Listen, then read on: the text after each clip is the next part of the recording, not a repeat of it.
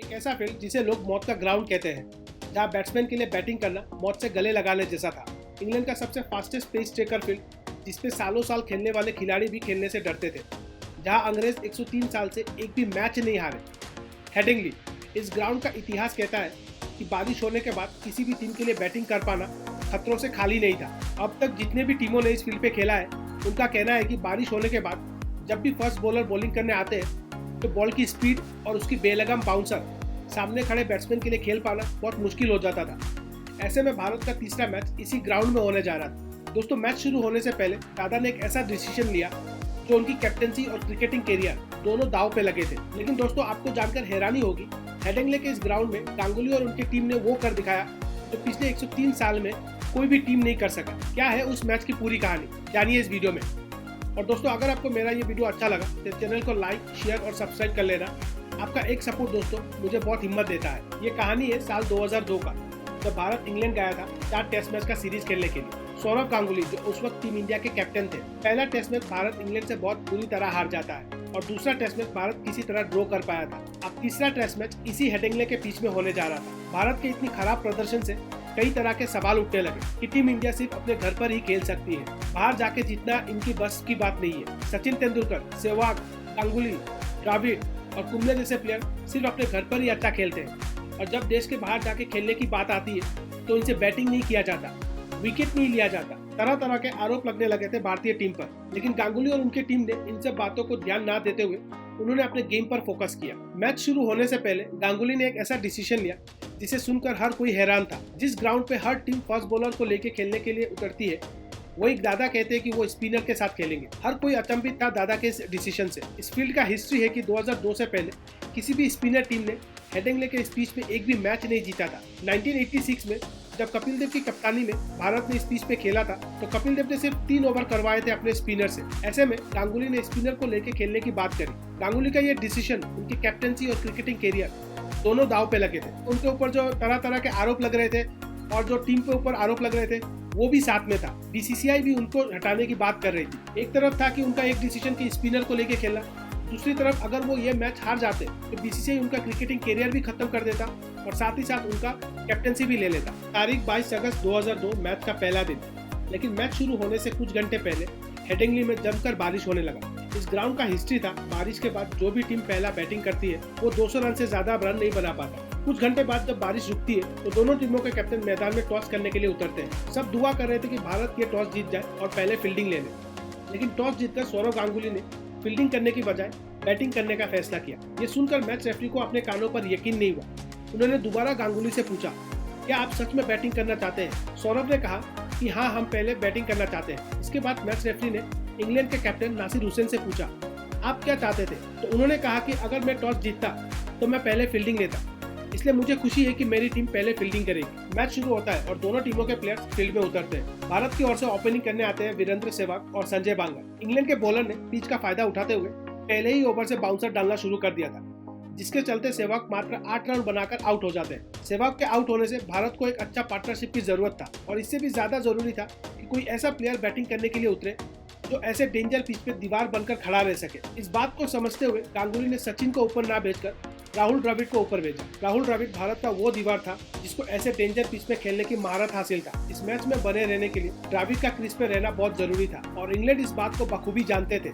अगर द्रविड़ आउट हो गया तो बाकी प्लेयरों को आउट करना उनके लिए बहुत आसान हो जाएगा। इस बात को समझते हुए इंग्लैंड के फर्स्ट बॉलर द्रविड़ पर टूट पड़े। उंगलियां, सर, छाती, जहाँ जगह मिला वहाँ बॉल से मारा गया। ऐसा लग रहा था इंग्लैंड के फर्स्ट बॉलर द्रविड़ को आउट करने की बजाय उनको बुरी तरह इंजोर करने की कोशिश कर रहे थे, ताकि वो ग्राउंड से बिना आउट हुए ही इंजरी से बाहर चले जाए। लेकिन द्रविड़ तस से मस नहीं हुए। द्रविड़ भारतीय टीम का दीवार बनकर मैदान में डटे रहे। 6 में से 3 बॉल उन्होंने अपने शरीर पर लिए, और जब भी उनको मौका मिलता तभी वो रन लेते। द्रविड़ को देखकर संजय बांगर भी मैदान में अड़कर बैठ गए, और फिर द्रविड़ और बांगर ने सोचा कि जब तक इंग्लैंड हमें मार रहे हैं, वो हमारे विकेट नहीं ले रहे। इंग्लैंड हर कोशिश कर रही थी उनको आउट करने के लिए, लेकिन उनका कोई भी प्लान काम नहीं कर रहा था। इतना मेहनत करने के बाद बॉलर थक चुके थे। धीरे धीरे इंग्लैंड के बॉलरों के लाइन और लेंथ बिगड़ने लगे थे कि तभी राहुल और बांगर ने इस बात को समझते हुए तेजी से रन बनाना शुरू कर दिया था। इसी बीच संजय बांगर ने 166 बॉल में अपना हाफ सेंचुरी पूरा किया। और कुछ ही ओवरों के बाद द्रविड़ ने भी अपना हाफ सेंचुरी पूरा किया 153 बॉल में। अब टाइम हो चुका था लंच का।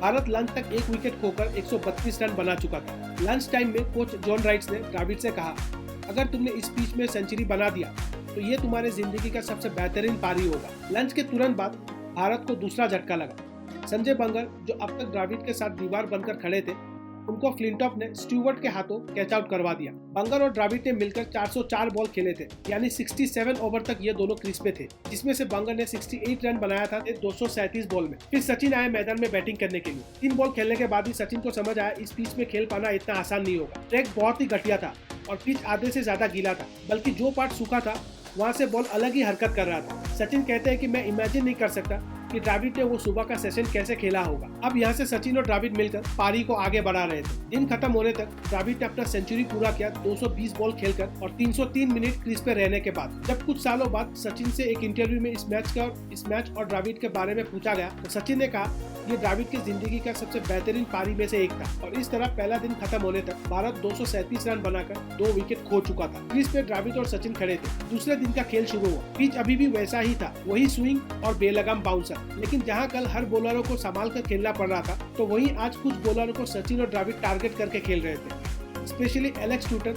और हॉज को। जहां कल पूरे दिन में 32 चौके मारे गए थे, वहीं आज पहले ही सेशन में सचिन और द्रविड़ ने मिलकर 17 चौका जड़ दिया था, जिसमें से 12 टूटन और हॉज के बॉलिंग से आया था। दोनों मिलकर तेजी से रन बना रहे थे कि तभी द्रविड़ 303 बॉल खेलकर 148 रन बना के गिल्स के बॉल पर स्टंप आउट हो जाता। द्रविड़ के आउट होने तक भारत 335 रन बना चुका था।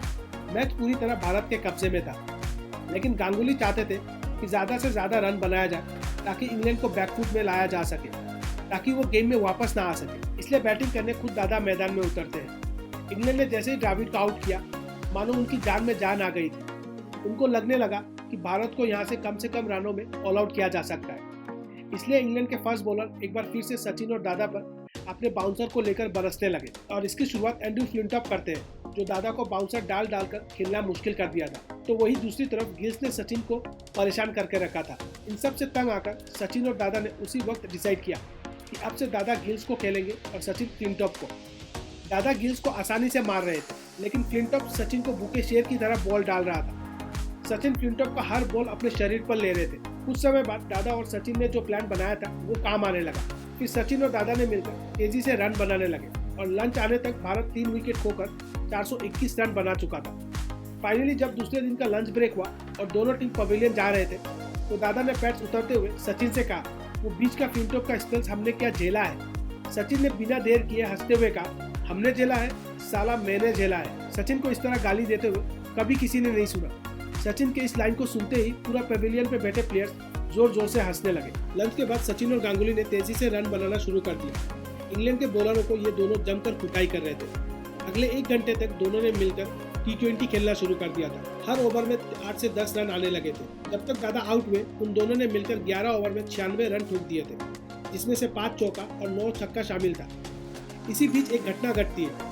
जब दादा मिड ऑफ में बड़ा छक्का मारते हैं, तो क्राउड में बैठा फैंस कैच पकड़ने की कोशिश करता है, जिसमें से वो कैच नहीं पकड़ पाता और बॉल जाके सीधे उसके सर पर गिरता है, जिसकी वजह से उसके सर से पानी की तरह खून बहने लगा था। यहाँ से दादा 128 रन बनाकर टूडर के हाथों बोल्ड आउट हो जाते हैं और इसी के साथ भारत का दूसरा दिन का खेल भी खत्म हो जाता है। भारत 4 विकेट खोकर 584 रन बना लेता है। सचिन अभी तक क्रीज पे थे। तीसरे दिन का खेल शुरू हुआ। कुछ ही समय बाद सचिन 195 रन बनाकर केडी के बॉल पर LBW आउट हो जाते हैं। अब तक भारत 5 विकेट खोकर 596 रन बना चुका था। इतना रन काफी था हेडनले के इस डेंजर पिच में इंग्लैंड को हराने के लिए। इसके बाद भारत का कोई भी बैट्समैन ज्यादा देर तक टिक नहीं पाता। DVS लक्ष्मण, अजित अगरकर, पार्थिव पटेल और हरभजन ने मिलकर 33 रन बनाया और जब तक भारत का स्कोर 329 रन पर 8 विकेट आउट हो गया था, तो दादा ने डिक्लेयर कर दिया और ये इंडिया का सबसे हाईएस्ट स्कोर था एशिया के बाहर। हर कोई मान चुका था कि भारत यह मैच जीत चुका है। अब बारी था इंग्लैंड के बैटिंग का और दादा के उस डिसीजन को सच कर दिखाने का समय आ गया था, जो उन्होंने मैच शुरू होने से पहले लिया था। स्पिनर्स को लेके खेलने का, जो आज तक क्रिकेट के हिस्ट्री में हेडिंगली के इस ग्राउंड में किसी ने भी नहीं किया। इस मैच को लेकर सचिन अपने ऑटोबायोग्राफी में लिखते हैं, जब हम बॉलिंग करने के लिए उतरे थे तो हर कोई मोटिवेटेड था और पहले ही डिसाइड हो चुका था कि किसी भी बैट्समैन को सेटल नहीं होने देंगे। गांगुली ने 11 ओवर तक फास्ट बॉलरों से बॉलिंग करवाने के बाद 12वां ओवर से ही स्पिनर्स को बॉलिंग करना शुरू कर दिया था। अब इस मैच को जीतने के लिए पूरा दारोमदार कुंबले और हरभजन पर था। नए बॉल से ग्रीन पिच पर स्पिनर से बॉलिंग करवाना, ऐसा रिस्क दादा ही ले सकते थे। जल्द ही दादा का ये सोच काम आने लगा। 67 रन बनाकर इंग्लैंड का पहला विकेट रॉब की को जाहिर खान के बॉल पर लक्ष्मण के हाथों कैच आउट हो जाते हैं। उसके बाद वेगन और बच्चन मिलकर पारी को आगे बढ़ाते हुए 42 रन तक पार्टनरशिप कर लेते हैं। लेकिन जब कुंबले बॉलिंग करने आते हैं तो बच्चन कुंबले के हाथों LBW आउट हो जाते हैं 16 रन बनाकर। माइकल वेगन धीरे धीरे ग्राउंड में सेट होने की कोशिश कर रहे थे। इसी बीच उन्होंने अपना हाफ सेंचुरी भी पूरा कर लिया था। हाफ सेंचुरी बनाने के बाद ही अगरकर के शानदार बॉल पर बल्ले के किनारा लगता हुआ माइकल विकेट कीपर के हाथों कैच आउट हो जाते हैं। अब तक इंग्लैंड 3 विकेट खोकर 130 रन बना चुका था। माइकल के आउट होने के कुछ देर बाद ही नसीर हुसैन भी जाहिर खान के बॉल पर आउट हो जाते हैं। मैच चल ही रहा था कि तभी ग्राउंड पे बारिश की बूंदाबूंदी शुरू हो जाती है। कुछ देर बाद जब बारिश रुकती है तो सबको लगा कि गांगुली अभी फर्स्ट बॉलर से बॉलिंग करवाएंगे, लेकिन नहीं, दादा ने स्पिनर के हाथों बॉल थमा दिया। जहां बज्जी के फ्लाइटेड गेंदों को कैनली और फ्लिंटॉप समझ नहीं पाए और बैक टू बैक 2 विकेट गिर गया। बज्जी अभी हैट्रिक पे थे और टूटल ने किसी तरह हैट्रिक को रोका। इस वक्त तक इंग्लैंड का टोटल स्कोर 6 विकेट खोकर 164 रन था और बाकी 4 विकेट मिलकर 109 रन बनाकर इंग्लैंड 273 रन पर ऑल आउट हो जाती है और इसी के साथ इंग्लैंड का पहला इनिंग्स भी खत्म हो जाता है। भारत अभी तक इंग्लैंड से 356 रन आगे था और जिस तरह इंग्लैंड के पहले इनिंग्स में धड़ाधड़ विकेट गिर गया था, दादा ने ज्यादा ना सोचते हुए इंग्लैंड को फॉलो ऑन दे दिया। अब यहाँ से इंग्लैंड को मैच जीतने के लिए 356 रन चाहिए थे।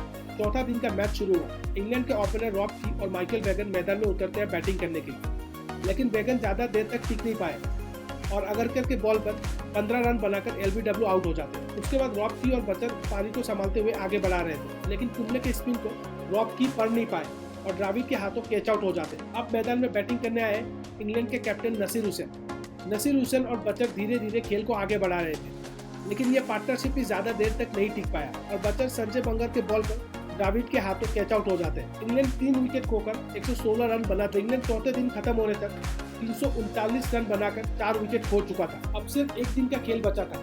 इंग्लैंड को जीतने के लिए 117 रन चाहिए थे और इंग्लैंड के हाथ में 6 विकेट थे। दादा को पहले दिन से ही आखिरी दिन का इंतजार था। इंग्लैंड को लग रहा था कि ये आसानी से मैच को जीत जाएंगे, लेकिन वो नहीं जानते थे कि दादा ने उनके लिए क्या प्लान करके रखा था। इसी के साथ 5वें दिन का मैच भी शुरू होता है। नया बॉल लेते ही 10 ओवर के अंदर बॉल अनिल कुंबले के हाथ में था। कुंबले ने अपने पहले ही ओवर में नसीर हुसैन का विकेट ले लिया।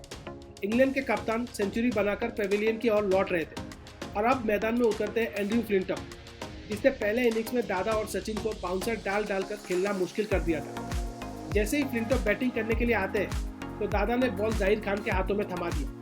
मिशन सिर्फ एक था, बाउंसर के बदले बाउंसर। जाहिर खान का पहला बॉल फ्लिंटॉप के सर पर लगता है। इसको लेकर फ्लिंटॉप जाहिर खान से झगड़ा शुरू कर देते हैं। इसी तरह एम्पायर उन दोनों को रोकता है, लेकिन जाहिर खान के अगले ही बॉल पर फ्लिंटॉप बिना खाता खोले कैच आउट हो जाते हैं। इसी ओवर में जाहिर खान स्टीव वॉट को भी आउट कर देते हैं और इसी के साथ इंग्लैंड का मिडिल ऑर्डर खत्म हो चुका था और अगले 70 मिनट में इंग्लैंड का पूरा टीम ऑल आउट हो जाती है और इसी के साथ भारत हेडिंग्ली को फतेह कर लेता है। जिस ग्राउंड पे 103 साल से कोई भी स्पिनर टीम जीत नहीं सका, वहाँ दादा ने कर दिखाया। आपको बता दूं, इस मैच में 12 विकेट स्पिनर्स ने लिया है, जिसमें से 7 अनिल कुंबले ने, 4 हरभजन ने और 1 इंग्लैंड के बॉलर्स गेल्स ने लिया। 1975 के बाद हेडिंग्ली के इस ग्राउंड में 25 टेस्ट मैच खेले गए थे, लेकिन यह पहला मैच था जहां स्पिनर्स ने इतना ज़्यादा विकेट लिया। दादा ने जो जोखिम उठाया था उस पर वो खड़े उतरे और ये इंडिया का दूसरा टेस्ट मैच था जो विदेशी धरती में जीता था। पहला टेस्ट मैच भारत ने 1978 में ऑस्ट्रेलिया में जीता था और अब यह दूसरा टेस्ट मैच था, यानी 24 साल बाद भारत दूसरा टेस्ट मैच जीता था विदेशी धरती पर। हेडिंग्ली को जीतने के बाद दादा का यह 5वां मैच था जो विदेशी धरती में जीत दर्ज किया था। उनकी कप्तानी में इससे पहले ऐसा कोई नहीं कर सका। इंडिया 15 साल बाद हेडिंग्ली में टेस्ट मैच जीता था और 10 साल बाद एशिया के बाहर टेस्ट मैच ड्रॉ करवा पाया था। तो दोस्तों, अगर आपको मेरा ये वीडियो अच्छा लगा तो कमेंट बॉक्स में बताइए।